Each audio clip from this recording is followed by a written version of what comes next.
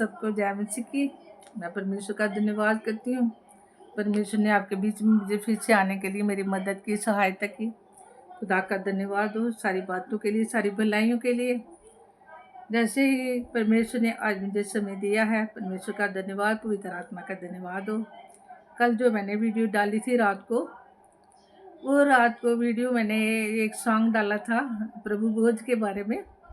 जैसे आपको मैंने बीच में बोला था मैंने कि बड़े दिन से पवित्र आत्मा इस सॉन्ग के लिए मैं सुनती थी, बड़ी बार सुना, मगर ये बार बार मुझे हो रहा था कि ये गाना मुझे गाना है, गीत मुझे। तो मैं परमेश्वर का धन्यवाद करती हूँ। गाना गाना मुझे नहीं आता, मुझे अच्छी मेरे अंदर मतलब वो नहीं है जो गाने की, मगर अंदर से पवित्र आत्मा है जो मुझे गाने के लिए प्रेरणा दे रहा था, उत्साहित कर रहा था। मैं परमेश्वर का धन्यवाद करती हूँ। इस गाने को पहले मैं सुना 2-3 बार, फिर मैंने लिखा इस गाने को, लिख के फिर मैंने थोड़ा सा गीत गाया इधर बैठ के, तो फिर मैंने इधर गीत गाया। मैं क्या ये परमेश्वर की महिमा के लिए मैं खुदा का धन्यवाद। जैसे हर महीने के पहले संडे, जो पहला हफ्ता आता है संडे को, तो हम प्रभु बोझ लेते हैं। ये प्रभु बोझ के ऊपर ये सॉन्ग मैंने गाया था। मैं परमेश्वर का धन्यवाद करती हूँ। अगर मैंने सॉन्ग प्रभु बोझ के ऊपर गाया था, तो मुझे पवित्र आत्मा चाहता है कि आज मैं उसके लिए वचन भी आज प्रभु बोझ के ऊपर ही दूँ। जैसे पिछले हफ्ते हमने सीखा था, उपवास के बारे में सीखा था कि 2 तरह के उपवास के बारे में सीखा था ना। कुछ लोग खाने पीने का उपवास करते हैं कि ये नहीं खाना है, 40 दिन के लिए क्या करते हैं, सब कुछ छोड़ देते हैं, मगर परंपराओं और रीतियों के अनुसार वो चलते हैं और लोगों की बातों को सुनकर परमेश्वर की आज्ञा को क्या कर देते हैं, टाल देते हैं। तो एक उपवास देखा था, जोशाया की देखा था हमने, जोशाया में देखा था हमने कि उसके जोशाया के 52 में देखा था हमने, है ना। जो पहले से लेके 5 तक देखा था किस तरह का उपवास परमेश्वर को पसंद नहीं, 6 से लेके 12 तक देखा था किस तरह का उपवास परमेश्वर चाहता है ना। तो इसीलिए मरकज़ की 7 में देखा था हमने कि आज लोग अपने परंपराओं में और रीतियों में और परमेश्वर को चाहते हैं कि हम ये चीज़ें छोड़ी, हमने कुर्बानी दी है खाने की, तो परमेश्वर के उपवास पसंद नहीं। मगर उसी की 7 की 14 से लेके 22 में देखा था कि परमेश्वर चाहता है कि जो कुछ मैंने शुद्ध ठहराया है, जो कुछ भी चीज़ें वस्तुएं मैंने बनाई हैं, उनको सबको मैंने शुद्ध कर दिया। तो जो इंसान के मन से निकलता है वो हमें अशुद्ध करता है। जो हमारे बाहर से हम चीज़ें खाते हैं वो हमें, हमारे मन को गंदा नहीं करते, वो हमारे पेट में जाती हैं और पेट से बाहर संडासत के द्वारा निकल जाती हैं। जो मन से निकलता है वो 22 आयत में देखा था, वो क्या क्या बुरी बातें हैं, जो क्या क्या चीज़ें हैं जो हमारे उपवास को, हमारे खाने पीने को, जो हम उपवास करते हैं, वो रोज़ा रखते हैं, तो वो सारी चीज़ें अगर मेरे और आपके अंदर हैं तो हमारा उपवास करना क्या है, बेफायदा है। आज इसी तरह हम आज देखेंगे, प्रभु भोज के बारे में भी देखेंगे। 2 तरह के लोग क्या करते हैं, प्रभु भोज लेते हैं। एक तो प्रभु की देह को आदर देते हैं, यीशु के लहू को, क्रूस को आदर देते हुए, अपने आप को दीन करते हुए कि यीशु का बदन मेरे लिए तोड़ा गया देते हैं। और कुछ लोग एक आम ऐसे दाखरस की तरह ले लेते हैं, आम रोटी की तरह ले लेते हैं, तो वो खुदा की महिमा नहीं करते। अब हम देखते हैं, इस वचन को देखते हैं कि परमेश्वर जैसे उपवास चाहता है, उसने कहा जैसे ये 2 उपवास देखे, तरह तरह के आज लोगों की थिंकिंग है, सोच है, कैसे उपवास करते हैं। परमेश्वर चाहता है तो दीन और नम्र और दीन लोगों की कर तो शुद्धि ले, तो तरस वाला मन होना चाहिए, न्याय वाला हृदय होनी चाहिए। मैं बलिदानों से कुछ नहीं होता। इसी तरह पहला करंथियों में मैंने वो सांग में बीच में हर हम जब हफ्ते जो महीना का पहला होता है, पास्टर जी ये वचन हमसे पढ़वाते हैं कि करंथियों, पहला करंथियों 11 की 23 आयत से लेके 32 आयत तक वो पढ़ाते हैं कि अपने आप को क्या करो, जांचो। अगर तुम अपने आप को जांचते हो दंड नहीं पाते। बहुत सारे तुम में से निर्बल और रोगी हैं, बहुत सारे सो भी गए हैं, क्योंकि अन्य रीति जांच कर नहीं आप ले, अनुचित सोच समझ के परमेश्वर के उस देख में, उस बदन में, यीशु के लहू में हम शरीक नहीं हो रहे, तो ये बहुत सारी बीमारियों को लेके आ सकता है, तो बहुत सारी परीक्षा परेशानियों को लेके आ सकता है। क्योंकि उसको हम हल्के में ले लेते हैं। इसलिए उसने कहा कि तुम खाते पीते क्या करो, अपने आप को जांचो। अगर दूसरी रोटी समझ के खा रहे हो तो फिर अपने घर में बैठो, आप अपने घर में खा पी के फिर आओ। इस रोटी की फिर आपको ज़रूरत नहीं है, क्योंकि खुदा के वचन में इब्रानियों में लिखा है, क्रूस की कथा नाश होने वालों के लिए मूर्खता और उद्धार पाने वालों के लिए क्या है, समर्थ है। जो उद्धार पाए हुए लोग हैं, परमेश्वर का वह मानने वाले हैं, जो उसके वह में चलते हैं, उसकी आज्ञा के अनुसार चलते हैं, तो जब वो इस रोटी में शरीक होते हैं तो परमेश्वर उनको क्या कहता है, वो जीवन पाएंगे। अंत में परमेश्वर उनको क्या करेगा, जिलाएगा। मैं यूहन्ना की इंजील पढ़ देती हूँ आपके लिए।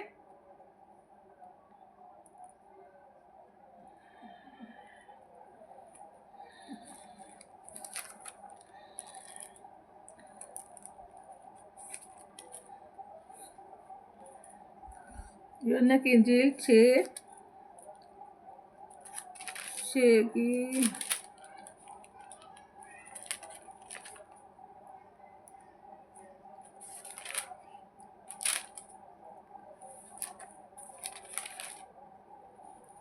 53 से पढ़ देती हूँ मैं। यूहन्ना की इंजील उसका 6 चैप्टर 53 वर्ष से लेके 58 तक मैं पढ़ती हूँ आपके लिए। यीशु ने उनसे कहा, मैं तुमसे सच सच कहता हूँ कि जब तुम मनुष्य के पुत्र का मांस ना खाओ और उसका लहू ना पियो तो तुम्हें जीवन नहीं। जो मेरा मांस खाता और मेरा लहू पीता है, अनंत जीवन उसी का है, और मैं उसे अंतिम दिन फिर जिला उठाऊंगा, क्योंकि मेरा मांस वास्तव में खाने की वस्तु है और मेरा लहू वास्तव में पीने की वस्तु है।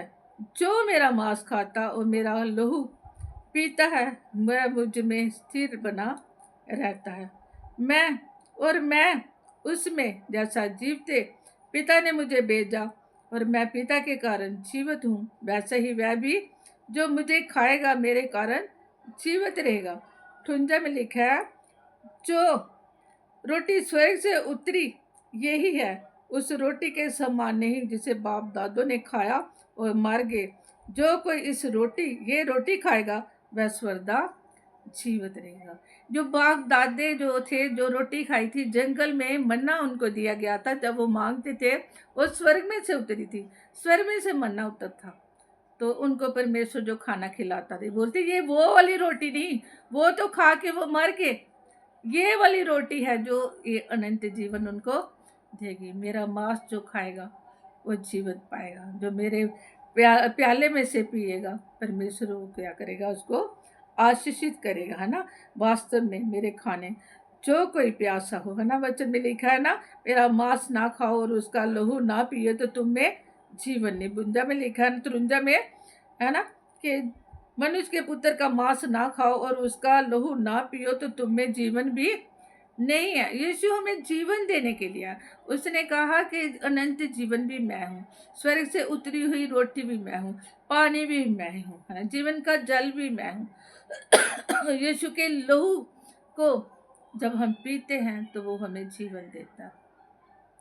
परमेश्वर का पाक वचन, जैसे मैंने बताया था, प्रभु का बोझ भी 2 तरह के लोग, बहुत सारे लोग क्या करते हैं, जैसे हम देखते हैं कि कोई जो अन्य जातियों में से जो दूसरे लोग हैं, जो भंडारे लगाते हैं, जो क्या कहते हैं, रास्ते में वो क्या कहते हैं, चने वगैरह कुछ भी देते हैं, तो हर जगह से वो क्या करते हैं, खा लेते हैं। इसीलिए पौलुस ने कलीसिया के बीच में ये चेतावनी दी थी कि तुम 2 कटोरों में से, दुष्ट आत्मा के कटोरा और यीशु के कटोरे में से नहीं पी सकती। दूसरा कटोरा है, उसमें लिखा है करंथियों 10 बाब में लिखा हुआ है,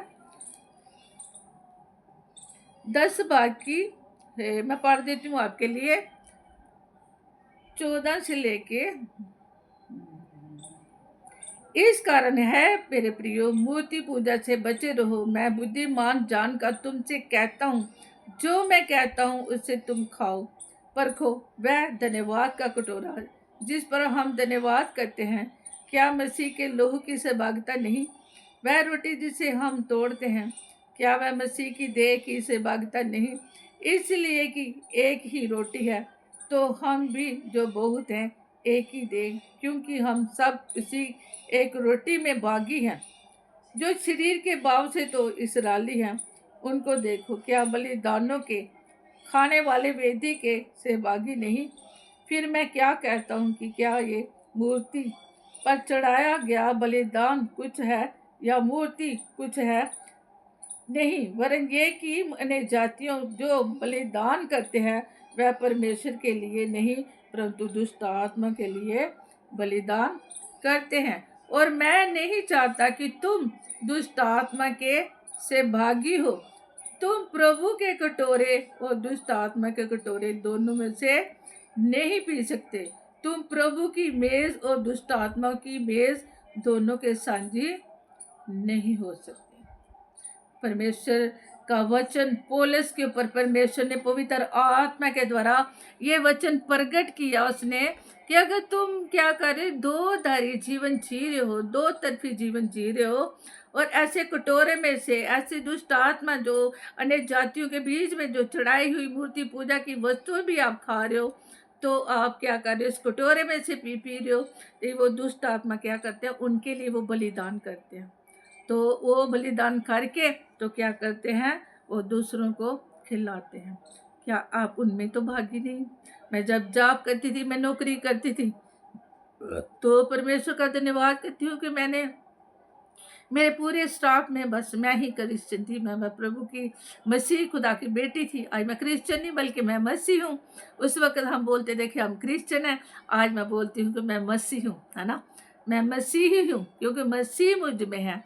मैं परमेश्वर का धन्यवाद करती हूँ कि मेरे जो मैडमें हैं वो तो क्या करते थे, उनके जो भी व्रत या कुछ भी श्राद्ध वगैरह होते थे, वो घर से पूजा का सामान कोई भी त्यौहार आता था वो लेके आते थे। वो लेके आते थे और बैंक में सारे स्टाफ को देते थे। तो उनमें मैं भी थी। मुझे नहीं पता था कि मुझे उनको ना करनी है, मुझे ना करनी नहीं आती थी। मैंने उनमें उनसे लेना, वो चीज़ें खा भी लेनी मैंने। तो कभी उनको कई बार फिर जब मुझे पता चला कि ये चीज़ें मेरे लिए खुदा ने मना किया है मुझे, कि मैंने बपतिस्मा लिया हुआ है, तब मैं उनसे ले लेनी चीज़ें और किचन में जाके मैंने डस्टबिन में डाल देने। और उनको कभी नहीं बताया कि मेरे परमेश्वर ने इन वचनों को मना किया हुआ है कि ये चीज़ें आपने पूजा की चढ़ाई हुई नहीं खानी। फिर समय बीतता गया, कुछ टाइम आया। मैं परमेश्वर का धन्यवाद करती हूँ, पवित्र आत्मा ने मुझे बस सामर्थ दी, ताकत दी कि मैं बोल पे। मैंने बोला, जब मेरे साहब एक बार गए थे कटरा में, और मेरे सीनियर मैनेजर हैं वो गए हुए थे, वहाँ से वो प्रसाद लेके आए, किचन में सारे स्टाफ को सबको दे के आई। तो मैं किचन में थी, वो किचन में आए, वो कहते फ्रीडा जी आपके लिए ये प्रसाद है। मैंने उनको मना किया, मैंने ये नहीं कहा कि ये साहब हैं बड़े तो मैं इनके हाथ से ले लूँ। मैंने बोला हम नहीं खाते। कहते खाते नहीं है, मुझे नहीं खाना। मैं नहीं सर जी हम खाते नहीं हैं। फिर मेरे स्टाफ को सभी को पता चल गया, मेरी मैड में है, उन्होंने जो भी कोई पूजा का वो घर से लेके आते थे ना, वो मुझे बताते थे फ्रीडा जी आपको नहीं हमने देना आपको, क्योंकि आपने खाना नहीं। जब वो पूजा का नहीं होता था तो मुझे देते थे, क्योंकि मैंने क्या किया, ना करना सीख लिया। पवित्र आत्मा के द्वारा मैंने परमेश्वर की इच्छा, उसकी आज्ञा मानी, और उन लोगों के बीच में मैंने परमेश्वर की महिमा की। मैं परमेश्वर का, आज अगर आप खुदा के बेटे हो, बेटी हो, तो आज परमेश्वर आपके साथ बात कर रहा। क्या आप ऐसे भी तो नहीं है कर रहे कि बहुत सारे लोगों के बीच में जा रहे हो, आप आपके बहुत सारे फ्रेंड्स होंगे, जॉब में होंगे, रिश्तेदारियों में होंगे, जो प्रभु को नहीं जानते। ऐसा क्या कर रहे हैं, प्रभु बोझ भी ले रहे हैं, प्रभु बोझ के मेज के ऊपर भी जा रहे हैं, शरीक भी हो रहे हैं, तो उनका जीवन जो है दो धारी है। वो ऐसे, उसने कहा इधर 21 में लिखा है कि तुम प्रभु के कटोरे और दुष्ट आत्मा के कटोरे दोनों में से नहीं पी सकते। तुम प्रभु की मेज और दुष्ट आत्मा की मेज के साझी नहीं हो सकते। आज परमेश्वर ने चेतावनी दी है, चेतावनी दी है उसने खुदा के लोगों को। बोलना है, अगर तुम्हें पता है तो आप क्या करो, अभी ही पश्चाताप करो, क्योंकि यही यीशु की देह का निरादर कार्य है। यीशु के लहू का भी हम निरादर कार्य हैं। हम उनको क्या कर रहे हैं, यीशु को दुख दे रहे हैं, उसकी हल्के में ले रहे हैं, उसकी देह को जो मेरे लिए और आपके लिए तोड़ी गई। जब उसने फसह का दिन आया, जब आखिरी मेज भी उसमें भी श्री हुआ, तो उसने कहा कि ये मेरी देह है जो आपके लिए तोड़ी जाएगी, ये मेरा वास्तव में लहू पीने का जो आपके लिए बहाया जाएगा। उनको नहीं पता था कि यीशु मसीह हमारे लिए मारे जाएंगे, उनका लहू बहाया जाएगा और उनकी देह क्रूस के पहले तोड़ी जाएगी, फिर उसको क्रूस पर चढ़ाया जाएगा। उनको नहीं पता था। यीशु ने अपने बारे में भविष्यवाणी पहले से ही कर दी। आज ये भविष्यवाणी का पवित्र वचन आपसे बात कर रहा है। क्या आप कहीं ये 2 कटोरे में से नहीं ले रहे? जैसे मरकज़ की इंजील में मैंने पढ़ाया था कि लोग जो अंदर से हमें मैला करता है, हमारे अंदर से निकलता है, जो हमारे मन को, हमारी आत्मा को अपवित्र करता, अशुद्ध करता। तो इसलिए आज क्या, अगर आप इस कटोरे में से पी रहे हो, तो आज आपको फिर उस जगह पर आपको उस पाक मेज के ऊपर जाने की ज़रूरत नहीं। आप पश्चाताप कीजिए, क्योंकि पास्टर जी जब वचन देते हैं तो वो बोलते हैं कि मन फिराओ। क्यों वचन में कहा मन फिराओ, पश्चाताप करो, है ना? इसलिए कि गलतियां जो हुई हैं, जो अभी भी हो रही हैं, आज समय है। इसलिए पुराने जो समय था, पौलुस ने क्यों कहा कि कुछ जगहों पर क्या किया था उसने, मैं पढ़ के बता देती हूँ आपके लिए कि पौलुस ने इसलिए ये बातें कही।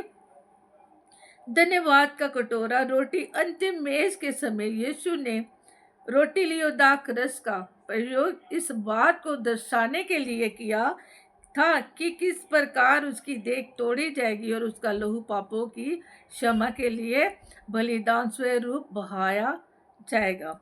इसमें लिखा है 10 की 19-21 तक लिखा है कि मूर्ति पूजा, दुष्ट आत्माओं ग्रंथियों के सब मसीहों को स्थानीय मंदिर में मूर्तियों के प्रतिस्थापना के समय संभवत निमंत्रण मिला था, जिन्हें खाने और पीने की वस्तुओं को उन्हें परोसा गया था। वह मूर्तियों के आगे चढ़ाई हुई वस्तुएं थी जिन्हें इन त्योहारों के समय खाया जाता था। पौलुस ये चेतावनी देता है कि ये भोजन वस्तुएं उनके समान हैं जिन्हें दुष्ट आत्मा के लिए चढ़ाया गया है। जो लोग इन त्योहारों में ऐसी भोजन वस्तुओं को खाने पीने के द्वारा भाग ले रहे हैं, वह प्रभु का अनादर कर रहे हैं।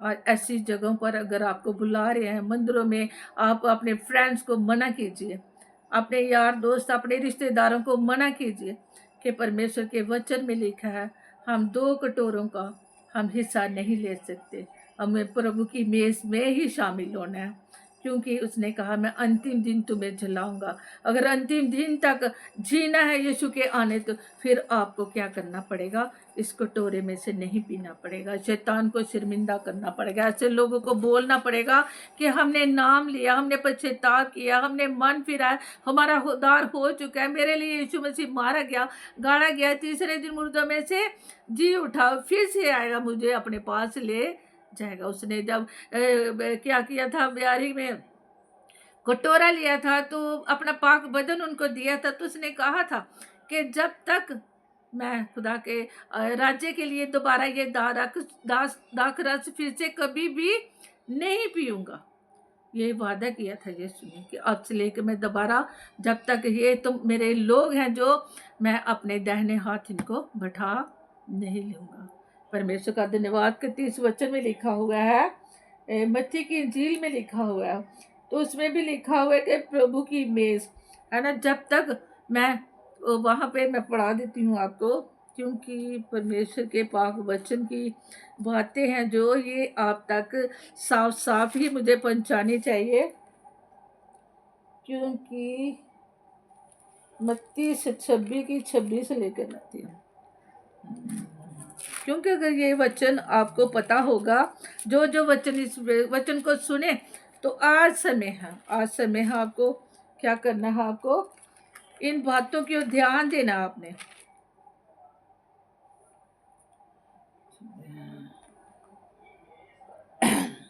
हाँ, मत्ती की 26 में पढ़ देती। जब वे खा रहे थे तो यीशु ने रोटी ली और आशीष मांगकर तोड़ी और चेलों को देख कर कहा, लो खाओ, ये मेरी देह है। फिर उसने कटोरा लेकर धन्यवाद किया और उन्हें देकर कहा, तुम सब इसमें से पियो, क्योंकि ये वाचा का मेरा ये लहू है जो बहुतों के लिए पापों की क्षमा के लिए निमित्त बहाया जाता है। मैं तुमसे कहता हूँ कि ये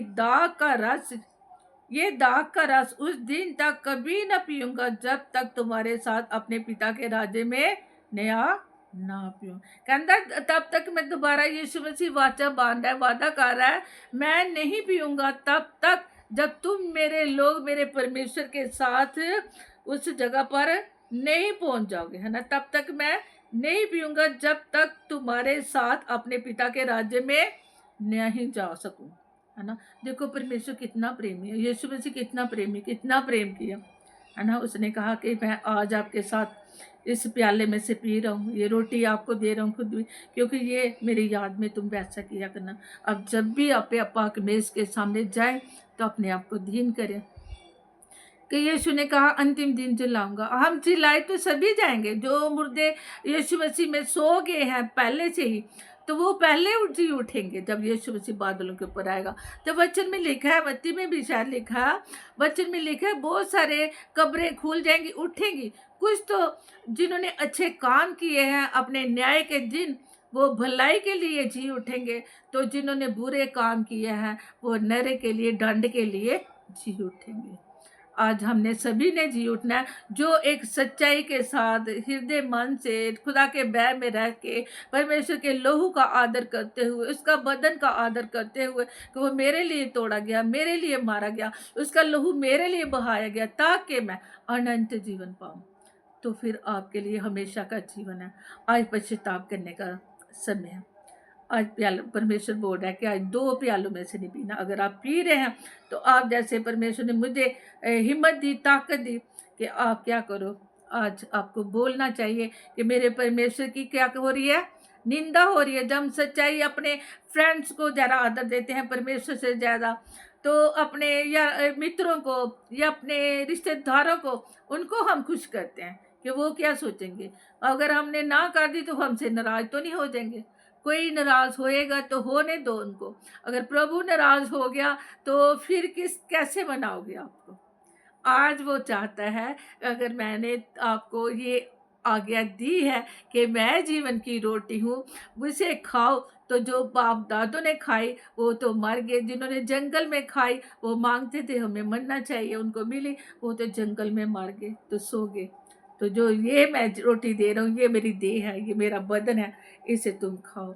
फिर अनंत जी उसने इसलिए कहा कि जीवन की रोटी मैं हूँ जो स्वर्ग से उतरी है। ये स्वर्ग से उतरी हुई रोटी यीशु मसीह है। जैसे कल मैंने सॉन्ग गाया था, गीत गाया था, कि वो सॉन्ग इसी के लिए था कि आज मुझे लगा कि मुझे अगर सॉन्ग गाया है, मैं करंट जो वचन पढ़ाया जाता है उसमें से, इसी वचन में से आपके सामने मैं वचन शेयर करूं। परमेश्वर ने मुझे जितना वचन दिया, वचन तो बहुत सारा है, अगर और भी समय लूँ तो मैं ले सकती हूँ, मगर नहीं, मुझे परमेश्वर ने जितना, मैं इससे किसी दिन फिर से नेक्स्ट अगर मुझे समय मिलेगा तो प्रभु बोझ के लिए फिर से ही परमेश्वर मुझे अनुग्रह देगा, तो मैं ज़रूर आपके बीच में इस वचनों को जो मुझे दे परमेश्वर, आपकी उनकी बढ़ोतरी के लिए, आत्मा के लिए, शरीरी चंगाई के लिए। इसलिए उसने कहा, जोशाया उसके देखा, जोशाया में हम देखते हैं 53 की, जोशाया के ऊपर ये बात प्रकट की थी कि यीशु मसीह के बारे में, कि वो उसके ऊपर 53 की, कि परमेश्वर को यही पाया कि उससे मारे कुचले, है ना, मेरे लिए और बहुतों के लिए, ताकि बहुतों को क्या बनाए हो,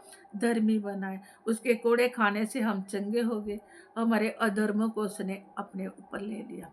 आज उसका लहू का एक एक कतरा, जहाँ जहाँ भी उसके मरने के बाद जो सिपाही थे जिन्होंने उसे मारा, उसके कपड़े बांटे गए, उसी वक्त उन्होंने घुटने टेके और दंडवत किया कि सचमुच ये परमेश्वर का पुत्र था।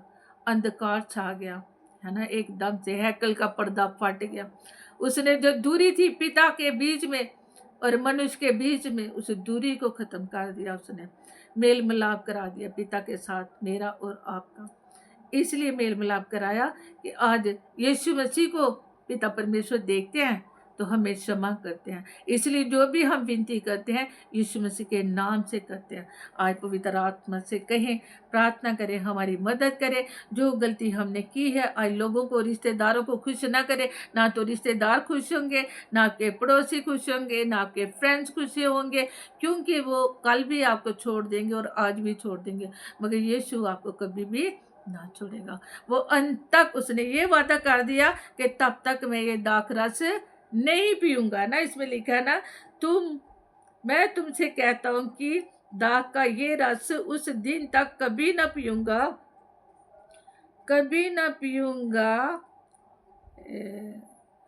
जब तक तुम्हारे साथ अपने पिता के राज्य में न्याय ना पाऊं। पिता के राज्य में, क्या पिता के साथ यीशु मसीह दाहिने बैठा, तो वो क्या कहता है, वचन में लिखा ना, जहां मैं हूं वहां मेरे लोग भी होंगे। मैं अगर दाहिने बैठा हूं तो मेरे लोग भी दाहिने ही बैठेंगे।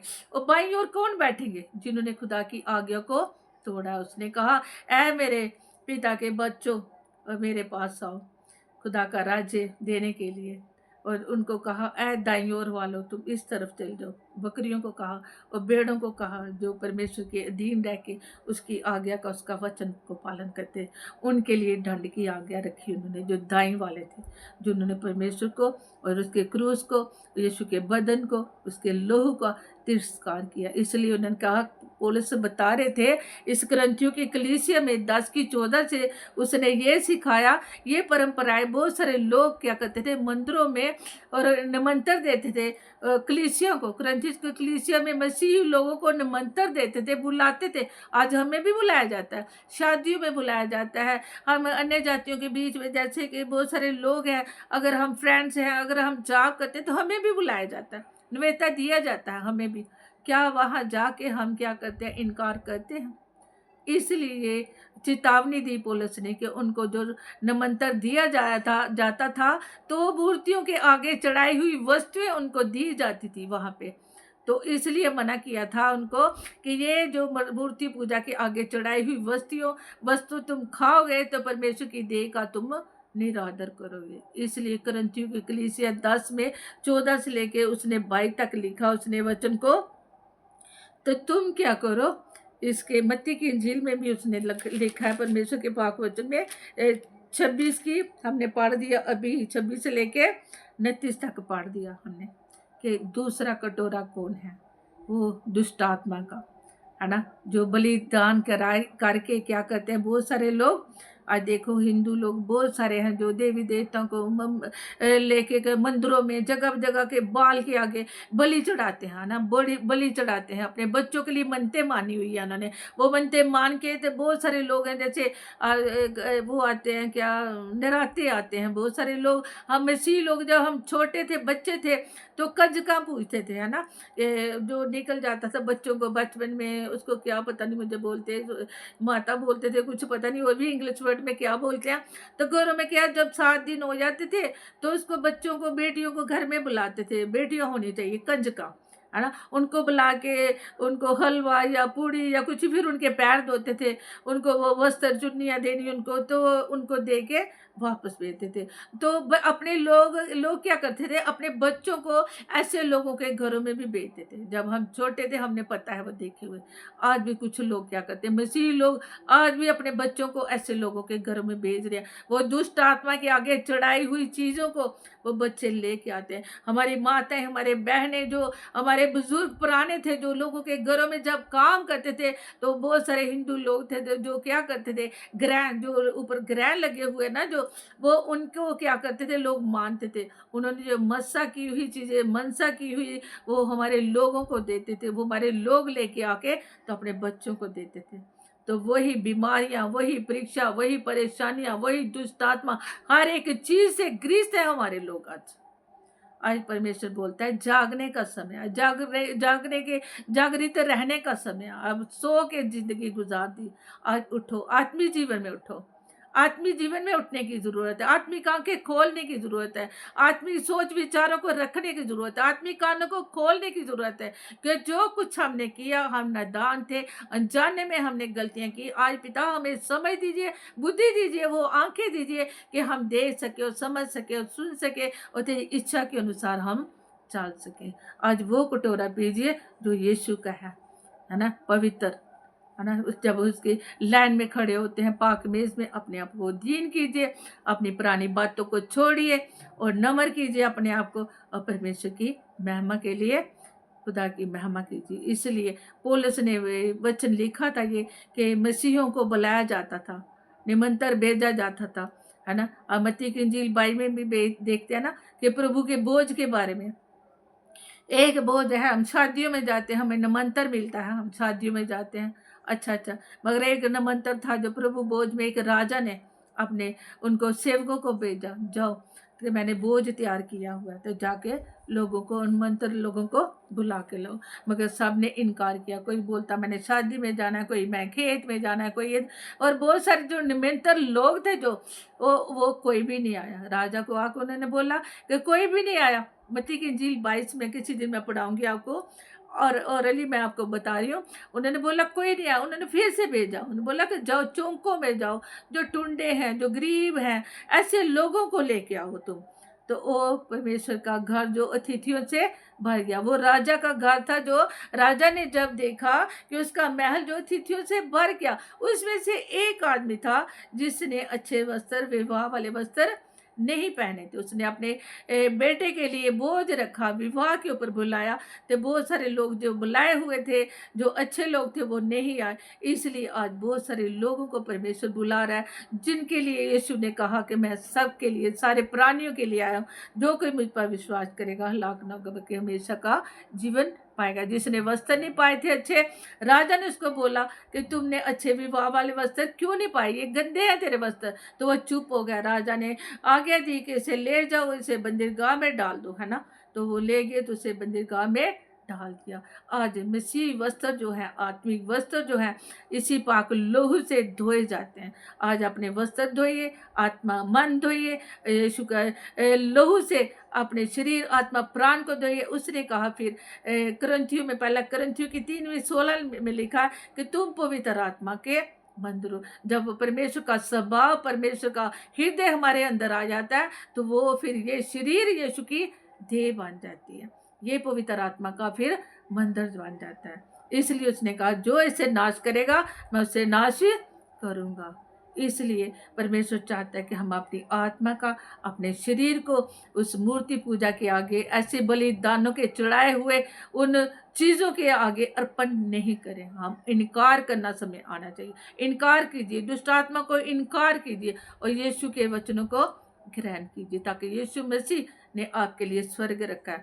मृत्यु के ऊपर दुख भी आएंगे, परेशानियां भी आएंगी, मगर अनंत जीवन के लिए, स्वर्गीय स्थानों में बैठने के लिए हर एक चीज़ को इग्नोर करें और छोड़ें और परमेश्वर के राज्य के लिए तैयार हो। पश्चाताप कीजिए कि प्रभु जी हमें क्षमा कीजिए, हमें नहीं पता था। जैसे मैंने बताया कि मुझे भी नहीं पता था कि मैंने एक दिन, परमेश्वर ने मुझे इतनी सामर्थ दी कि मुझे बोलना था। मैं चोरी से डस्टबिन में डाल देती थी या किसी को दे देती थी कि मैंने नहीं खाना। फिर मेरे सारे स्टाफ को पता चल गया, फिर वो मुझे नहीं देते थे। इसलिए जब मैंने बताया तो तभी तो उनको पता चला कि मैंने नाम लिया हुआ। वो बोलते थे, सरदार लोग थे वो, हम जैसे बत्तीसवां बोलते हैं, वो बोलते हैं नाम लिया, है ना। तो उनको नहीं पता था कि पवित्र आत्मा क्या होती है। बस मैंने यही बोला था कि नाम लिया। वही पवित्र आत्मा हमें सामर्थ देती है सच बोलने के लिए। उसने कहा जो सच्चाई के पीछे चलेगा, सच्चाई उसे क्या करेगी, आज़ाद करेगी। आज आपको आज़ादी पाने के लिए परमेश्वर के वचन आपसे बात कर रहे हैं।